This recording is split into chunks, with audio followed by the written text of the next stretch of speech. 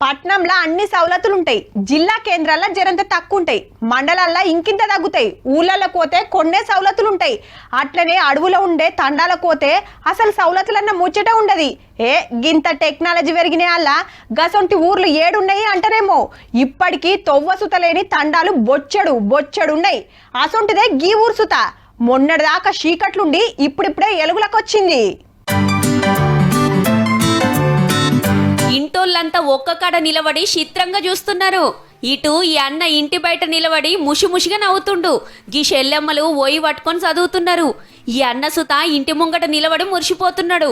ఎందుకంటే 20 ఏండ్లకు కరెంట్ వచ్చింది మరి ఊరికి.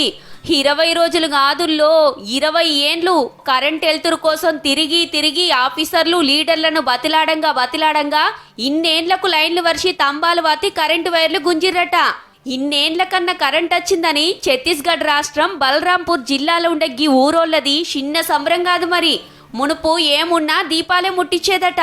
ఇక ఆయిల్ల పూట ఎవరికన్నా ఆపతొస్తే దావకనకు తీసుకుపోవాలన్నా మస్తు తిప్పలేదట. గింత టెక్నాలజీ కాలంలో ఇంకా సుత కరెంటు లేని ఊర్లు ఉన్నాయా అని పరిశాన్ కాకుర్రి.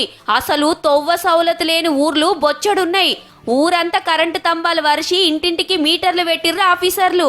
అడవినే నమ్ముకొని బతికే ఆదివాసీలు ఇల్లంతా. కరెంటు లేకుండా అడవుల పొంట 235 జాగల్లా 1000 కుటుంబాలకు మీదనే బతుకుతున్నాయట. 5000కు మీదనే జనాభా ఉంటది. అయితే ఆ నడుమ ఛత్తీస్గఢ్కు పోయినప్పుడు ఇసొంటి పల్లెలు ఏడేడ ఎన్నున్నాయో చూసి అందరికీ కరెంటు నీళ్లు ఇండ్ల సౌలత చేయాలని ప్రధాని మోడీ సార్ ఆర్డర్ వేస్తే గప్పుడు లైన్లు గుంజినరట కరెంటోళ్ళు. కానీ ఒక్క ఛత్తీస్గఢ్లోనే 100 ఏరియాల్లో 1000 కుటుంబాలు ఉన్న కాడ ఇంకా సుత సౌలతులు లేవంటే చిత్రమే ఉన్నది ముచ్చట.